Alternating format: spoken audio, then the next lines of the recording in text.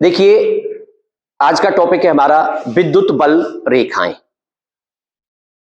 विद्युत बल रेखाओं की आवश्यकता कहां पड़ती है? आपने पिछले वीडियो में पढ़ा था विद्युत क्षेत्र।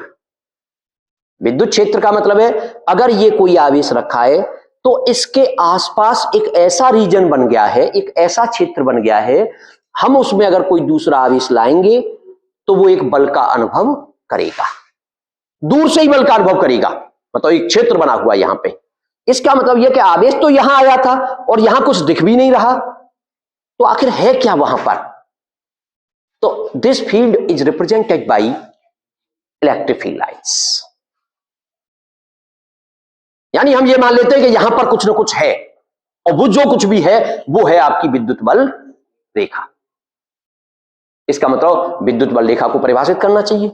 तो विद्युत बल रेखा की जो सिंपल परिभाषा हो सकती है, मान लीजिए ये कोई सोर्स चार्ज है।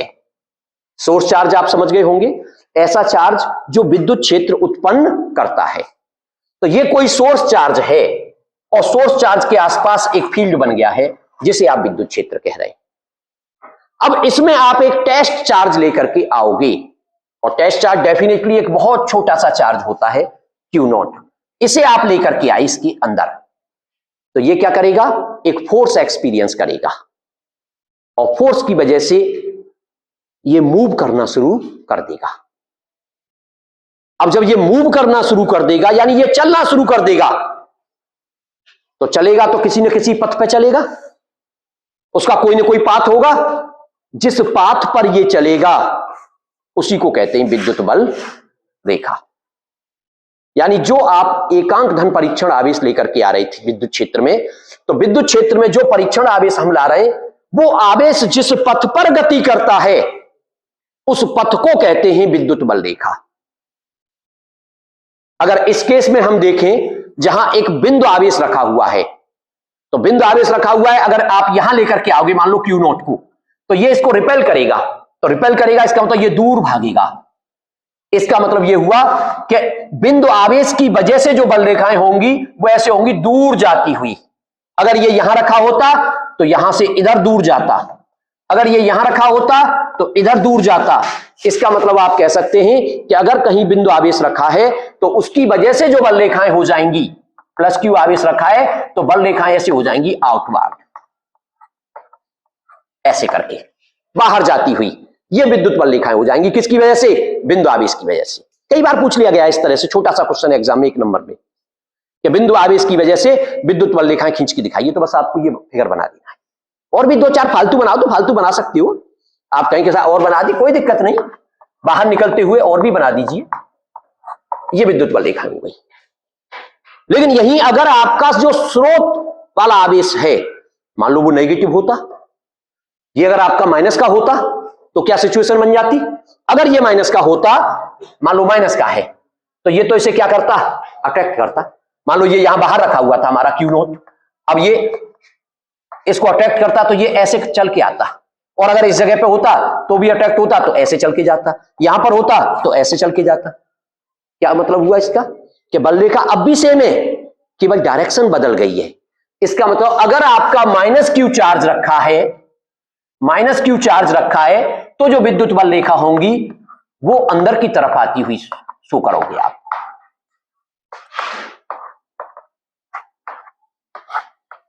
इस तरह से तो बिंदु आवेश के कारण, चाहे वो धनात्मक आवेश हो या ऋणात्मक आवेश हो, बल रेखाओं का रिप्रेजेंटेशन आप इस तरह से कर दो। इस तरह से अगर कोई फिगर पूछा जाए इजीली आप उसको ड्रॉ कर सकते हैं। और विद्युत बल रेखा की परिभाषा सिंपल हो गई कि विद्युत क्षेत्र में कोई परीक्षण आवेश जिस पथ पर चलता है उस पथ को विद्युत बल रेखा कहते हैं। मान लीजिए किसी जगह पर विद्युत बल रेखा इस तरह से आ गई, सपोज कर रहे हैं वैसे ही, और अब हम ये कहें कि भाई इस बल रेखा के किसी भी बिंदु पर विद्युत क्षेत्र की दिशा बताइए, विद्युत क्षेत्र की दिशा किधर होगी, तो आपको उस बिंदु पर स्पर्श रेखा खींचनी पड़ेगी। यानी आप मान लो इस पॉइंट पर निकालना चाहते हो तो यहां स्पर्श रेखा खींच देना, आप इस पॉइंट पर निकालना चाहते हैं तो यहां स्पर्श रेखा, और इस पॉइंट पर निकालना चाहते हैं तो यहां स्पर्श रेखा। यानी आप ये कह सकते हैं किसी भी विद्युत बल रेखा के किसी बिंदु पर खींची गई स्पर्श रेखा उस बिंदु पर विद्युत क्षेत्र की दिशा को प्रदर्शित करती है। वास्तव में आप विद्युत बल रेखाओं से प्रदर्शित क्या करना चाहते हो? विद्युत क्षेत्र को। और विद्युत क्षेत्र में तो दो चीजें हैं, एक परिमाण और एक दिशा। इसका मतलब परिमाण तो विद्युत बल रेखाओं की जो संख्या होगी वो तो परिमाण के अनुक्रमानुपाती हो जाएगी। अगर कहीं विद्युत बल रेखाओं की संख्या बहुत ज्यादा है तो विद्युत क्षेत्र स्ट्रांग है, और अगर कहीं दूर दूर है विद्युत बल रेखाएं यानी उनकी संख्या कम है तो विद्युत क्षेत्र आपका वीक है, कमजोर है। अब भाई बात आई दिशा की कि दिशा क्या होगी, तो उस पर खींची गई जो स्पर्श रेखा है वो उस बिंदु पर दिशा को प्रदर्शित करेगी। जैसे आप कहेंगे साहब इसमें बताइए दिशा क्या होगी, तो यहां स्पर्श रेखा खींचोगे तब भी वो इधर ही आएगी, यहां खींचोगे तब भी इधर आएगी। इसका मतलब यहां तो दिशा क्या है, फिक्स है, आउटवर्ड, रेडियली आउटवर्ड, और वहां पर इनवर्ड। इसके बाद हमें और कुछ ऐसे पॉइंट आएंगे जिनकी वजह से विद्युत बल रेखाएं ड्रॉ करनी है। सपोज करिए एक प्लस क्यू चार्ज रखा है और दूसरा माइनस क्यू चार्ज रखा है। हालांकि इनको हम एक आगे चल के टॉपिक पढ़ेंगे, इलेक्ट्रिक डायपोल, विद्युत द्विध्रुव, वो अपने आप में एक इंपॉर्टेंट टॉपिक है।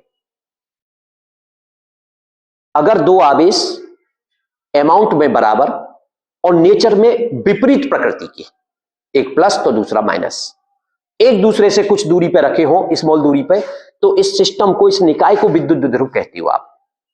और वो कहे कि विद्युत द्विध्रुव की वजह से विद्युत बल रेखाएं खींचिए, और या फिर ये कह सकता है कि एक धनावेश है दूसरा ऋणावेश है, उसकी वजह से, इस सिस्टम की वजह से विद्युत बल रेखाएं खींचिए। तो वहां पर जो विद्युत बल रेखाएं आती हैं वो कैसे होती हैं भाई, प्लस से माइनस की ओर, और प्लस से निकलते हुए दिखाओगे, माइनस पर पहुंचते हुए दिखाओगे। कुछ ऐसे प्लस से निकाल दो बस।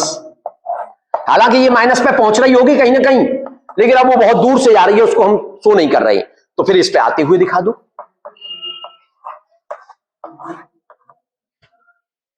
तो अगर विद्युत द्विध्रुव के कारण या प्लस क्यू और माइनस क्यू आवेश के कारण एक साथ बल रेखाओं ड्रॉ करने की बात करें तो आप इस तरह से कर सकते हैं। या मान लीजिए कभी वो कहता है कि साथ दो आवेश है हमारे और दोनों ही प्लस के हैं और एक दूसरे से कुछ डिस्टेंस पर रखे हैं और उनकी वजह से विद्युत बल रेखाएं खींचिए, तो प्लस को क्या करता है, रिपल। इसका मतलब बल रेखाएं एक दूसरे पर लेटरली प्रेशर लगाएंगी, वो ऐसे लगेगा जैसे एक दूसरे को दूर भगा रही हैं।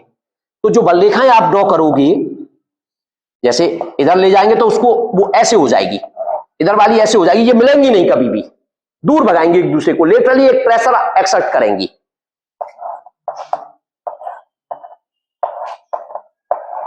इस तरह से, और इसमें भी इसी तरह से।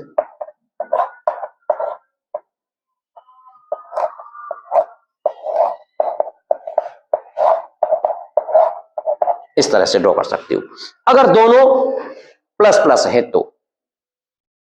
और अगर ये दोनों का अमाउंट सेम है तो डेफिनेटली इनको मिलाने वाली जो लाइन होगी ना, उसके मिड पॉइंट में एक ऐसा पॉइंट जरूर आएगा जहां पर विद्युत क्षेत्र की वैल्यू क्या हो जाएगी, जीरो। क्यों हो जाएगी जीरो? क्योंकि भाई इस प्लस की वजह से बताओ डायरेक्शन विद्युत क्षेत्र की किधर होगी, अवे फ्रॉम पॉजिटिव, और इस प्लस की वजह से किधर होगी, अवे फ्रॉम पॉजिटिव। इसका मतलब एक दूसरे के विपरीत। और चूंकि दोनों आवेश बराबर है और दूरी भी बराबर है, क्योंकि मिड पॉइंट कह रहे हो, इसका मतलब बराबर। और बराबर और विपरीत अगर विद्युत क्षेत्र हो गए एक दूसरे के किसी बिंदु पर, तो वहां विद्युत क्षेत्र का मान E इक्वल टू क्या हो गया, और जहां विद्युत क्षेत्र जीरो हो जाए तो आप उसको उदासीन बिंदु कह सकते हो, न्यूट्रल पॉइंट कह सकते हो।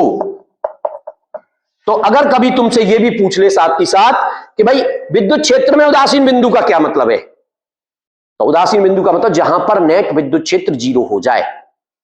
इसका मतलब अगर दो चार्ज है तो दो चार्जों की वजह से विद्युत क्षेत्र क्या हो जाएगा, इक्वल एंड अपोजिट, तो वहां विद्युत क्षेत्र जीरो हो गया, यानी वो आपका उदासीन बिंदु हो गया। लेकिन अगर कभी ऐसा होता कि ये चार्ज अलग अलग होते, मान लो एक चार्ज है आपका Q1 और दूसरा चार्ज है आपका Q2, और आप ये कह रहे हैं Q1 बड़ा है और Q2 छोटा है, साथ ही साथ आपने ये भी मान लिया Q1 is greater than Q2, तो वहां उदासीन बिंदु किधर होगा, फिर वो जो छोटा वाला चार्ज है उसकी तरफ डिस्प्लेस हो जाएगा। क्यों हो जाएगा डिस्प्लेस? क्योंकि ये चार्ज बड़ा है, इसकी वजह से जहां जो इलेक्ट्रिक फील्ड आएगा वो इधर होगा और उसकी वैल्यू होगी E इक्वल टू K और Q1 अपॉन, मान लो ये डिस्टेंस है R1, तो R1 स्क्वायर। और इस वाले की वजह से आप निकालोगे, इस जगह पे ये मान लो डिस्टेंस कितनी है हमारी R2, और तो ये हो जाएगा E1 और E2 K और Q2 अपॉन R2 स्क्वायर। अब आप ये कह रहे हैं, अब आप ये साफ कह रहे हो कि Q1 बड़ा है, लेकिन उदासीन बिंदु के लिए ये दोनों एक दूसरे के क्या होने चाहिए, इक्वल, अपोजिट। तो आपको फिगर में दिख रहे हैं भाई, इसकी जो डायरेक्शन हो जाएगी इधर और इस वाले की डायरेक्शन हो जाएगी इधर, तो अपोजिट तो आपको डायरेक्शन दिख रही है, लेकिन इनके परिमाण भी तो बराबर होने चाहिए।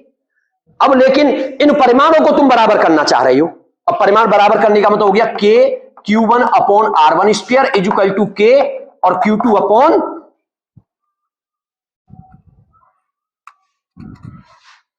R2 square.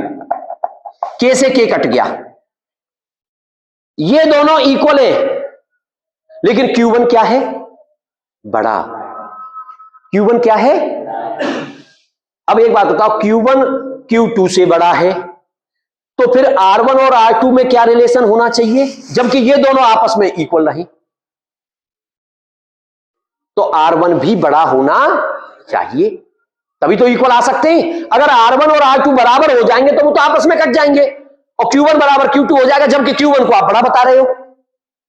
सही है ना, इसका मतलब ये चीज ज्यादा है, तो अब ज्यादा का डिवाइड होगा तभी तो फिर उसके इक्वल आ सकती है, इसलिए R1 बड़ा होना चाहिए, इसीलिए R1 बड़ा होगा और R2 छोटा होगा। कुल मिला के ये कह सकते हो जो छोटा वाला चार्ज है ना, उदासीन बिंदु उसकी तरफ शिफ्ट कर जाएगा, जो स्मॉल चार्ज होगा उदासीन बिंदु उसके क्लोज होगा, और जो बड़ा वाला चार्ज होगा उससे दूर होगा।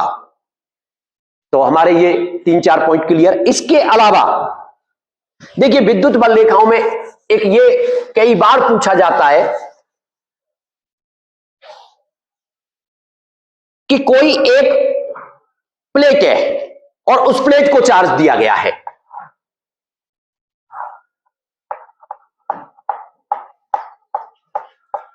और पॉजिटिव चार्ज दिया गया है, और ये मान लो इसका एक्सपेंशन इनफाइनाइट है, यानी ऊपर नीचे चारों तरफ ये इनफाइनाइट है, और इसकी वजह से विद्युत बल रेखाएं ड्रॉ करिए।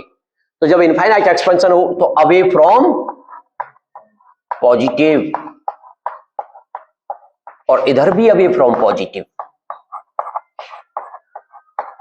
लेकिन अगर ये कैसी होती, नेगेटिव होती, मान लो जो शीट है आपकी कैसा चार्ज है उस पर माइनस का, तो जो बल रेखा होती रहेंगी तो ऐसे ही, लेकिन टुवार्ड्स नेगेटिव, फिर आप उसको अंदर की तरफ आते हुए शो करती।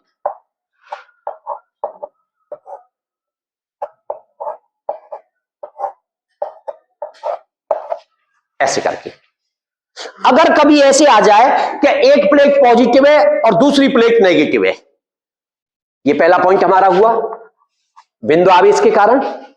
बिंदु आवेश के कारण बल रेखाएं, उसमें प्लस आवेश भी और माइनस आवेश भी। ये हमारा दूसरा पॉइंट हुआ कि एक प्लस है और एक माइनस है, तो उसकी वजह से विद्युत बल रेखाएं ड्रॉ करिए, यानी इलेक्ट्रिक डायपोल विद्युत ध्रुव के कारण बल रेखाएं। ये तीसरा पॉइंट हुआ कि अगर दोनों चार्ज सेम है पॉजिटिव के तो फिर शो करिए, और इक्वल है तो वहां उदासीन बिंदु बीच में आ जाएगा, और अगर इक्वल नहीं है तो उदासीन बिंदु छोटे वाले चार्ज की तरफ आ जाएगा। ये आपका अगला पॉइंट हुआ। मान लीजिए चौथा कि अगर कोई शीट इस तरह की है तो उसकी विद्युत बल रेखाएं ड्रॉ करिए, और ये नेगेटिव में है तो उसकी विद्युत बल रेखाएं हो गई। अब उसके बाद अब जो हमारा अगला पॉइंट है वो ये है कि एक प्लेट पे तो पॉजिटिव चार्ज है और दूसरी प्लेट पे नेगेटिव चार्ज है, तो फिर विद्युत बल रेखाएं क्या होंगी? एक प्लेट पॉजिटिव चार्ज और दूसरी प्लेट नेगेटिव चार्ज। ये मैंने पहले भी आया था, 1-2 बार उसमें डिस्कस हुआ था। तो बल रेखाएं इसमें होती हैं, यूनिफॉर्म फील्ड होता है, बल रेखाएं एक दूसरे के समांतर और इक्वी डिस्टेंस, हालांकि जो किनारे होते हैं उन पर थोड़ी बेंड होती हैं, ये वो हम आगे चल के आपको क्लियर कर देंगे, इसको कैपेसिटर बोलते हैं। लेकिन फिलहाल इतना ध्यान रखिए कि अगर एक प्लेट पॉजिटिव है दूसरी प्लेट नेगेटिव है और वहां पर विद्युत बल रेखा ड्रॉ करवाने के लिए आ जाए तो आप इस तरह से उसको ड्रॉ कर दोगे, प्लस से माइनस की तरफ। और समांतर और बराबर बराबर दूरी पर, और किनारे पर थोड़ा सा उसको बेंड कर देना। एक क्वेश्चन और बहुत पूछा जाता है, कई बार पूछा गया उस क्वेश्चन को, और इंपॉर्टेंट भी है, और उसकी लैंग्वेज इस तरह से आती है, ए पॉइंट चार्ज वेसिनिटी ए मेटेलिक अर्थ कंडक्टर। वेसिनिटी वर्ड का मतलब होता है वेरी क्लोज, यानी ये कोई पॉइंट चार्ज है और ये बहुत क्लोज रखा हुआ है एक कंडक्टर की, एक कंडक्टिंग प्लेट की। ये कोई कंडक्टिंग प्लेट है। कंडक्टिंग प्लेट का मतलब होता है उसके अंदर बहुत सारे फ्री इलेक्ट्रॉन्स होते हैं। भाई कंडक्टर हो, मेटेलिक हो, उसके अंदर बहुत सारे फ्री इलेक्ट्रॉन्स होते हैं। तो ये बहुत क्लोज है, मैंने थोड़ा दूर बना दिया लेकिन ये क्लोज है। वो वेसिनिटी वर्ड का मतलब ही होता है वेरी क्लोज। और अर्थ यानी ये इसका जो संपर्क हो रहा है वो पृथ्वी से हो रखा है। और अब कहे कि इसकी इलेक्ट्रिक फील्ड लाइंस ड्रॉ करिए। तो ड्यू टू इंडक्शन, क्योंकि ये मेटेलिक है और मेटल्स में क्या हो जाता है, इंडक्शन से चार्ज प्रोड्यूस हो जाते हैं। तो ड्यू टू इंडक्शन इसकी इस वाली सरफेस पे कैसा चार्ज आ जाएगा, माइनस का, और इस वाली सरफेस पे कैसा चार्ज रहेगा, और वो चार्ज कहां चला गया।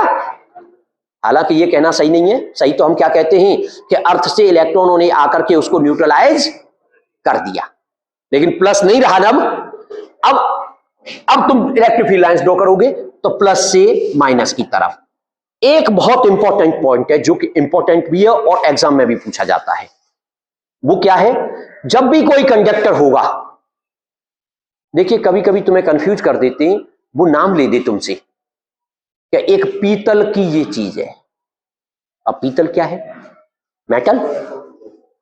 अब उसने कंडक्टर वर्ड यूज नहीं किया, चालक वर्ड यूज नहीं किया, तो ये तो तुम्हें कॉमन सेंस से यूज करना है ना कि कौन सा चालक है कौन सा अचालक है। तो चालक के अंदर होते हैं फ्री इलेक्ट्रॉन्स, और इलेक्ट्रिक फील्ड लाइन हमेशा चालकों के लंबवत होती है। मैं उसके लिए अलग से वीडियो बनाऊंगा, आपको एक छोटा वीडियो बना करके दूंगा जिससे आप उसको क्लियरली समझे कि इलेक्ट्रिक फील्ड लाइन सदैव चालक पर लंबवत क्यों होती है, कंडक्टर क्यों होती है। तो आपको फिलहाल ये ध्यान रखना है कि इलेक्ट्रिक फील्ड लाइंस कंडक्टर के हमेशा परपेंडिकुलर होंगी। तो जब भी अब आप इलेक्ट्रिक फील्ड लाइन, ये कंडक्टर है, चालक है ये, तो यहां से इलेक्ट्रिक फील्ड लाइन खींचोगे तो ऐसे दिखाओगे इस पर 90 डिग्री के एंगल पे आ रही है, ऐसे करके।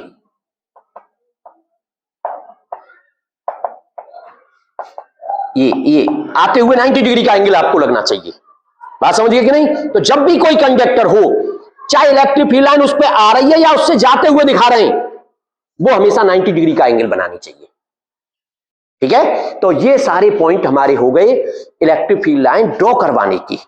तो आज हम इसमें एक तो इलेक्ट्रिक फील्ड लाइंस की डेफिनेशन समझे और electric field lines different cases में कैसे ड्रॉ की जाती हैं वो वाली बात समझे।